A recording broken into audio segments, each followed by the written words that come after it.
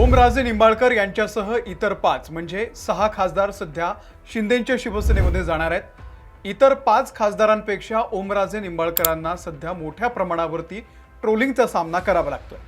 अशामध्येच ओमराजेंचं नेमकं काय म्हणणं आहे हे जाणून घेणं फार महत्त्वाचं आहे। प्रसार माध्यमांपासून ते सध्या दूर आहेत, पण त्यांनी दिव्य मराठी या वृत्तपत्राला एक मुलाखत दिलेली आहे आणि त्यात त्यांनी या बंडाविषयी आणि या सगळ्या घडामोडींविषयी भाष्य केलेलं आहे। ओमराजेंचं नेमकं काय म्हणणं आहे हे मी तुम्हाला या व्हिडिओमधून अगदी सविस्तर सांगणार आहे आणि त्यांच्या उत्तराचं आपण विश्लेषण सुद्धा करणार आहोत। त्यामुळे ओमराजेंची या बंडानंतरची ही पहिलीच प्रतिक्रिया फार महत्त्वाची आहे आणि या व्हिडिओमध्ये आपण ओमराजेंचा राजकीय पट जरा उलगडून बघूयात। तेच का ट्रोल होत आहेत याचं उत्तरही कदाचित या व्हिडिओमधून तुम्हाला मिळेल। नमस्कार, मी अमोल किन्होळकर, आपण पाहत आहात महाराष्ट्र टाइम्स ऑनलाईन। तर दिव्य मराठीच्या या मुलाखतीमध्ये पहिला प्रश्न त्यांना विचारला गेला की शिंदे सेनेमध्ये प्रवेशाच्या चर्चांवरती तुमची नेमकी काय भूमिका आहे। आता त्यावरती ओमराजे म्हणालेले आहेत की मी सध्या मोठ्या धर्मसंकटात आहे। जर भावनिक विचार केला तर हे पाऊल चुकीचं वाटतंय, पण राजकीय विचार केला तर तेच बरोबर आहे। शिंदे सेनेतील प्रवेशावरून माझ्या कार्यकर्त्यांचा प्रचंड दबाव आहे। मी सध्या पुण्यात आहे। 20 जूनला माझ्या वडिलांच्या प्रकरणाचा निकाल जाहीर होणार आहे आणि त्यानंतर मी मतदारसंघामध्ये जाऊन कार्यकर्त्यांशी सविस्तर चर्चा करेन आणि पुढचा निर्णय घेणार आहे। ओमराजेंचे वडील पवनराजे यांचं प्रकरण आपल्या सगळ्यांना माहिती आहे। पद्मसिंह पाटील यातले आरोपी आहेत। प्रकरण न्यायप्रविष्ट आहे।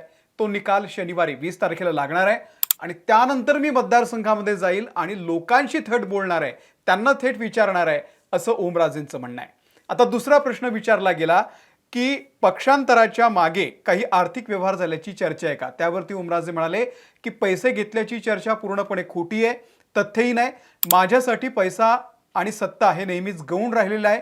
हा निर्णय पैशासाठी नाही तर मतदारसंघातील विकास कामं आणि अपेक्षेने पाहणाऱ्या मतदारांसाठी आहे, हे ओमराजे यांचं उत्तर आहे। आता लक्षात घ्या, संजय राऊतांनी जाहीर पत्रकार परिषदांमधून म्हटलेलं आहे की या सगळ्या खासदारांना पहिला हप्ता 15 कोटींचा दिलेला होता आणि ही डील 50 कोटी 100 कोटीमध्ये झालेली आहे। खरं खोटे देव जाणे, ज्यांना मंत्रिपद नाही त्यांना अतिरिक्त 25 कोटी दिले जातील असाही दावा संजय राऊत यांनी केलेला आहे। आजच ते प्रसार माध्यमांशी बोललेले आहेत। तिसरा प्रश्न होता की महायुतीचे नेते आणि तुमच्या पक्ष नेतृत्वाच्या कार्यपद्धतीमध्ये तुम्हाला काय फरक दिसतो। त्यावरती ओमराजे फार इंटरेस्टिंग बोलले की खूप मोठा फरक आहे। मुख्यमंत्री देवेंद्र फडणवीस आणि उपमुख्यमंत्री एकनाथ शिंदे यांच्याकडे इतके आमदार असूनही ते शांत बसलेले नाहीत। स्थानिक स्वराज्य संस्थेच्या निवडणुकीमध्ये त्यांनी प्रचंड मेहनत घेतली। आता विधान परिषदेच्या निवडणुकीतही ते स्वतः फिरतायत। दुसरीकडे प्रकृती अस्वास्थ्यामुळे उद्धव ठाकरे यांना फिरणं शक्य नाही हे मी समजू शकतो, पण किमान आदित्य ठाकरेंनी तरी फिरायला हवं, कार्यकर्त्यांना ताकद दिली पाहिजे, पण दुर्दैवानं ते झालं नाही, हे ओमराजे यांचं उत्तर आहे। बघा, ओमराजे यांनी फार इंटरेस्टिंग गोष्टी यामधून बोललेल्या आहेत। आता लक्षात घ्या, ही चर्चा बरेचदा झालेली आहे। ठाकरेंनी स्थानिक स्वराज्य संस्थांच्या निवडणुकीमध्ये जोर लावलेला नाही, त्यामुळे जो तुमचा कार्यकर्ता आहे त्याला बळ कसं मिळणार आहे आणि त्यामुळे कार्यकर्ते नाराज होतात, हे सत्य आहे। विशेष म्हणजे आदित्य ठाकरे यांनी तरी फिरायला हवं होतं असं ओमराजे यांचं म्हणणं आहे की ते नवीन आहेत, त्यांनी तरी फिरायला पाहिजे, पण तेही फिरलेले नाही आहेत। कदाचित त्यांना ठाकरेंच्या पक्षाचं भविष्यातलं नेतृत्व उदासीन आहे की काय असं वाटत असावं आणि त्यातून त्यांनी हा निर्णय घेतलेला असू शकतो। या उत्तरातून तरी तेच दिसतंय।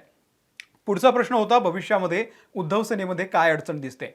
त्यावरती त्यांनी उत्तर दिलंय की खासदार म्हणून लोकांची कामं करण्यासाठी आपण इतके प्रयत्न करतो, तरीही नगरपंचायत, पंचायत समिती, जिल्हा परिषदेच्या निवडणुकीमध्ये आपली सत्ता का येत नाही।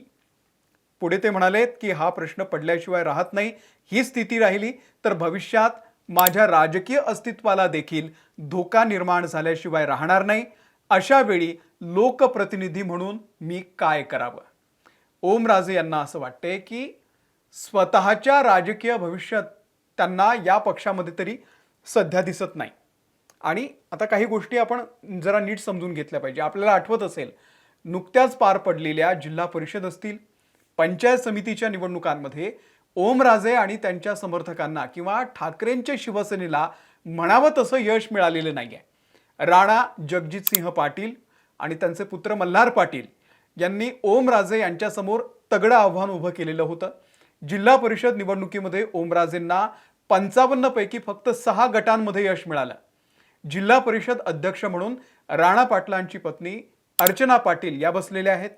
110 पंचायत समिती गणांमध्ये देखील ओमराजेंची वाताहत झाली. नगरपालिका निवडणुकीमध्ये 8 पैकी एकाही जागी नगराध्यक्ष बसवता आलेला नाहीये.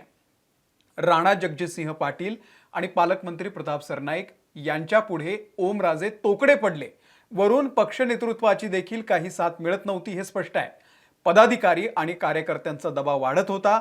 अशा वेळी फक्त कार्यकर्त्यांचा फोन उचलून किंवा त्यांच्या घरच्या सार्वजनिक कार्यक्रमाला हजेरी लावून काय होत नाही हे ओमराजे यांच्या लक्षात आलेलं असावं आणि म्हणून त्यांनी हा निर्णय घेतलेला असावा. कारण ग्राउंड लेव्हलवरती या अडचणी येत होत्या.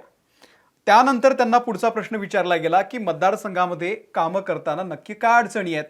त्यावरती ओमराजे म्हणालेले आहेत की लोकांना शेतरस्ते हवेत, पूल हवेत. गावामध्ये डीपी बसवण्यासाठी मी स्वतः 3 वेळा प्रस्ताव देऊन देखील कामं होत नाहीयेत. आमच्याकडे ना निधी असतो ना काम करता येतं. समोर सत्ता आहे, पैसा आहे. माझ्याकडे पक्षाविषयी निष्ठा असूनही जर लोकांची कामं करता येत नसतील तर लोकांसमोर जायचं कसं.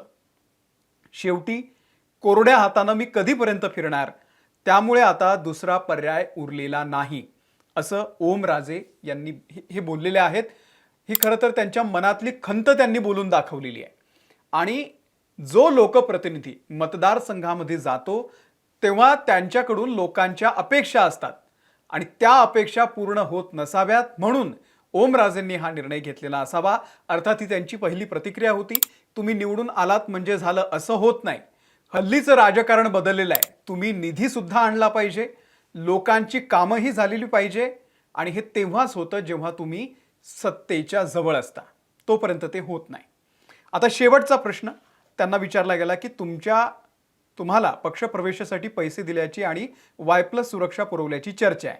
ओमराजे म्हणाले की तसं काही झालेलं नाहीये. मी पैशासाठी राजकारणात आलेलो नाहीये. तसं असतं तर यापूर्वीच पक्षप्रवेश केला असता. राहिला प्रश्न हा Y+ सुरक्षेचा. कुठला खासदार फोनवरती प्रत्येकाशी बोलतो. मी प्रत्येकासोबत फोनवरती बोलतोय. मला कुठल्याही सुरक्षेची गरज नाही असं ओमराजे यांनी म्हटलेलं आहे.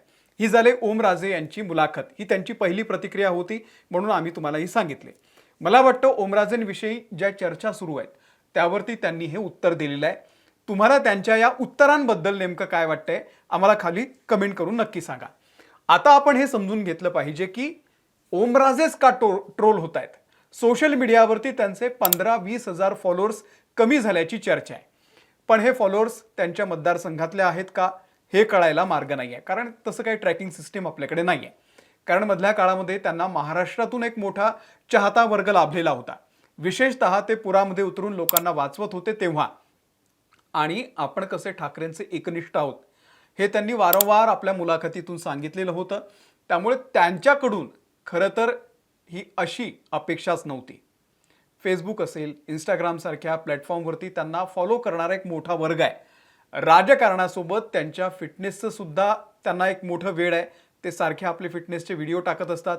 सहसा राजकारणी लोकांपर्यंत पोहोचणं अवघड असतं. पण ओमराजे निंबाळकर हे कार्यकर्त्यांसह सामान्य नागरिकांना सहज उपलब्ध होतात. तुम्ही फोन केला आणि त्यांनी फोन घेतला नाही असं होत नाही. आणि फोन घेतला नाही तरी पुढच्या काही तासाभरामध्ये तुम्हाला त्यांचा फोन येणार असा दावा अनेक लोक करतात. ते सुद्धा करतात. एकदा ते किस्सा सुद्धा सांगतात की ट्रक बंद पडल्यानंतर एका ट्रक चालकांना थेट त्यांना फोन केला होता आणि त्यांनी मग कशा प्रकारे त्याला टॉमी आणि ती जॅक उपलब्ध करून दिला. हा किस्सा ओमराजे स्वतः आपल्या जाहीर सभांमध्ये सांगायचे.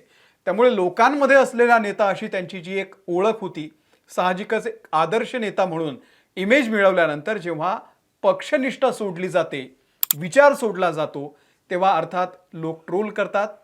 आणि ते सांगायचे मी जो काही आहे तो उद्धव ठाकरेंमुळे आहे. मग त्याच उद्धव ठाकरेंची साथ सोडल्यानंतर लोक टीका करणारच आहे. पण त्यानंतर ओमराजेंनी जी मुलाखत दिलेली आहे, आपली बाजू मांडलेली आहे, त्याबद्दल आपलं नेमकं काय मत आहे आम्हाला कमेंट करून नक्की सांगा. या व्हिडिओमध्ये इथेच थांबतोय. धन्यवाद.